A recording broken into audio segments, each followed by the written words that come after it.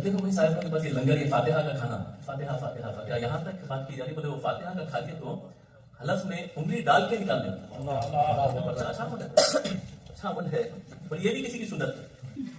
فاتحہ کا کھانا اگر چلا جائے تو حلق میں انگلی ڈال کے کھانا نکال لینا، یہ بھی کسی کی سنت ہے۔ میں بتاتا ہوں آپ کو، قرآن حدیث کی روشنی میں بتاتا ہوں۔ پہلی بات تو اللہ تبارک و تعالیٰ قرآن مجید کے اندر سورہ انعام کے اندر یہ بات واضح فرماتا ہے کہ تمہیں کیا ہو گیا کہ جس کھانے پہ میرا نام پڑا جائے، جس کھانے پہ اللہ کا میرا نام پڑا جائے، تم اس کو کھانے سے گریز کرتے ہو۔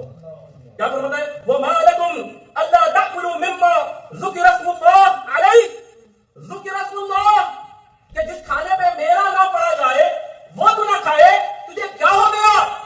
اب آپ بتائیے، کھانے کے اوپر فاتحہ کا مطلب ہی کیا ہے؟ کیا پڑھی جا رہی؟ اللہ کا کلام، اللہ کا نام پڑھا جا رہا ہے، بسم اللہ الرحمن الرحیم، سورہ فاتحہ پڑھا جا رہا ہے، یا کچھ اور؟ کیا پڑھ رہے ہیں؟ اللہ کا نام۔ اور اللہ قرآن میں کیا فرماتا ہے؟ تمہیں کیا ہو گیا ہے جس رزق پہ میرا نام پڑا جائے تو وہ نہ کھائے۔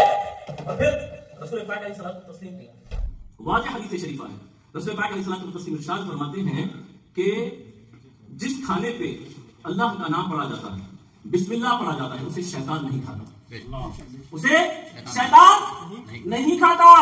بلکہ ایک اور حدیث کے اندر تو واضح طور رسول پاک علیہ الصلوۃ والتسلیم نے واقعہ نگاری فرمائی ہے کہ کس طریقے سے، صحیح حدیث کے اندر بات موجود ہے کہ کس طریقے سے شیطان حاوی ہو گیا تھا کھانے کا۔ رسول پاک علیہ الصلوۃ والتسلیم ارشاد فرمایا، تفصیل میں نہیں جا رہا ہوں، یعنی کہ ایک لڑکی بھاگتے ہوئے آئی اور اس نے جھپٹا مار دیا کھانے کے اوپر، اور رسول پاک علیہ الصلوۃ والتسلیم نے اس کا ہاتھ پکڑ لیا۔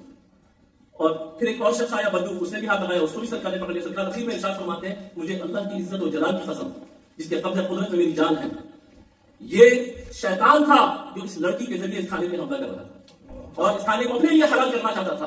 اور اس لڑکی کا جب میں نے ہاتھ پکڑا تو اللہ کی عزت و جلال کی قسم اس شیطان کا ہاتھ بھی میرے ہاتھ میں آیا۔ تو جس کھانے پہ اللہ کا نام نہ لیا جائے اس پہ شیطان حاوی ہوگا، اور جس پہ اللہ کا نام لے لیا جائے اسے کون نہیں کھاتا؟ حلق میں انگلی ڈال کے کون نکالتا؟ ہم تو حدیث کے ذریعے بات کر رہے ہیں، صاحب پاشا تھوڑی بول رہی ہے بات۔ تو حلق میں انگلی ڈال کے فاتحہ کا کھانا جو نکال دے وہ کس کا عمل؟ بس سمجھ جائیے۔ اب آپ اندازہ کرو بھائی، تمہارے اندر ایک امام جعفر صادق بتاؤ، تمہارے اندر ایک موسیٰ کاظم بتاؤ، ایک غوث الاعظم بتاؤ، ایک غریب نواز بتاؤ، ایک بہاؤالدین نقشبند بتاؤ، ایک بخاری بھی ہمارے، امام نووی بھی ہمارے، امام اعظم ابو حنیفہ بھی ہمارے، امام شافعی بھی ہمارے، وہی ہے جس کی وجہ سے حلق میں ڈال کے کھانا نکالتا ہے، وہی کہنا ہے۔